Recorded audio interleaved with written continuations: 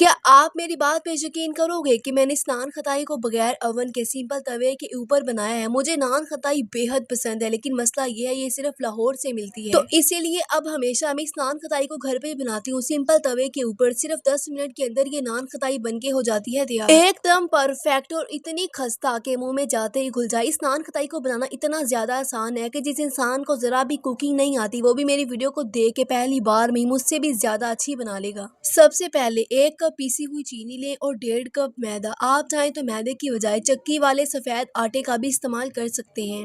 3 बड़े चम्मच बेसन और 2 चम्मच बारीक सूजी। याद रहे कि इस रेसिपी के अंदर हमने बारीक सूजी का इस्तेमाल करना है, लेकिन अगर आपके पास मोटी वाली सूजी हो तो पहले आप सूजी को ग्राइंड कर लें, फिर इसमें डालें 4 चुटकी मीठा सोडा, थोड़ा सा इलायची का पाउडर, आधा चम्मच बेकिंग पाउडर, थोड़े से बादाम पिस्ते डाल के इस आटे को अच्छे से मिक्स कर लें। अक्सर लोग बेकिंग पाउडर और बेकिंग सोडा को एक ही चीज समझते हैं, हालांकि दोनों चीजें अलग अलग होती हैं। सारे आटे को मैंने अच्छे से मिक्स कर लिया है। अब हमें चाहिए 1 कप देसी घी। अगर आपने कभी ओरिजिनल नान खताई खाई है तो आपको पता होगा कि इस नान खताई को हमेशा देसी घी के साथ ही बनाया जाता है, लेकिन अगर आप चाहें तो देसी घी की जगह पे सादा घी भी इस्तेमाल कर सकते हैं। बाउल में 1 कप देसी घी डालें और इसको फ्रिज में आधे घंटे के लिए रख दें। आधे घंटे के बाद इस बाउल को फ्रिज से निकालें और विस्क के साथ इसको अच्छे से मिक्स कर लें ताकि देसी घी अच्छे से सॉफ्ट हो जाए। ये स्टेप करना है बहुत ही जरूरी, चाहे आप देसी घी या फिर सिंपल घी के साथ ही नान खताई को बना रहे हों। दूसरे बाउल में जो हमने मैदा और सूजी को मिक्स करके रखा था, थोड़ा थोड़ा इस घी में डालते रहेंगे। अगर आप सारा आटा एकदम ही डाल देंगे तो आपको फिर मिक्स करने में मुश्किल होगी, इसलिए थोड़ा थोड़ा डालें ताकि इजीली अच्छे से मिक्स हो जाए। इस आटे को इकट्ठा करने के लिए इसमें अंडा, दूध या पानी वगैरह डालने की जरूरत नहीं। जो घी हमने डाला है उसके साथ ही आपने इस आटे को मिक्स करना है। मैंने हाथों के साथ तकरीबन 2 से 3 मिनट तक इस आटे को घी के अंदर अच्छे से मसल लिया है। आटा हमारा एकदम ही स्मूथ हो गया है, लेकिन अगर आपका आटा थोड़ा नरम हो, आपको ढीला लगे तो आप इस आटे को 1 घंटे के लिए फ्रिज में रख दें। अब हाथों के ऊपर हल्का सा घी लगाएं और चम्मच के साथ थोड़ा सा आटे को हाथ पे लें और इसको बोल बना के फिर इसको टिक्की की शेप दे दें। और हाँ, नान खताई को हमेशा साइज में थोड़ा सा मोटा ही रखा जाता है। सारी नान खताई को मैंने इस तरीके से बना लिया है और अब मैं इसको 20 मिनट के लिए फ्रिज में रख दूंगी। दूसरी तरफ एक कटोरी में 2 अंडे की जर्दी लें, इसमें 2 चुटकी येलो फूड कलर डाल के इसको मिक्स कर लें। आज के इस दौर में खालिस देसी घी का मिलना बहुत ही मुश्किल है, लेकिन रवायत वालों ने ही ऑथेंटिक ओरिजिनल खालिस देसी घी बना के हमारा ये काम कर दिया है बहुत ही आसान।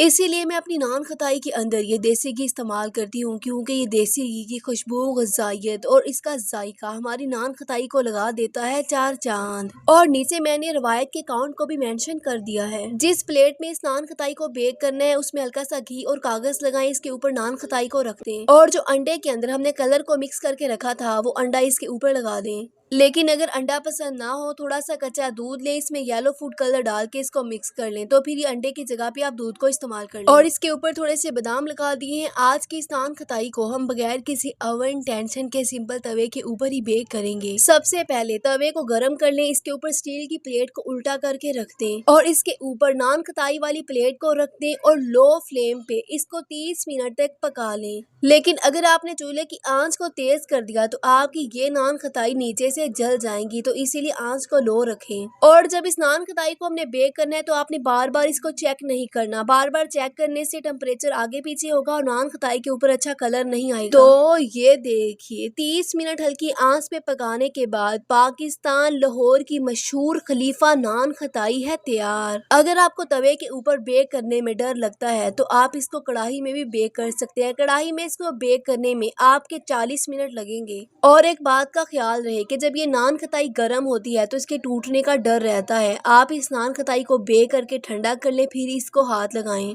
आज मैंने आपके साथ नान खताई को बनाने की एकदम ऑथेंटिक और रियल रेसिपी शेयर की है। तो देखा आपने, सिर्फ 1.5 कप मैदे के साथ हमारी 1 किलो से भी ज्यादा ये नान खताई बनी है और बाजार से आधा किलो नान खताई 1200 रुपए की मिलती है।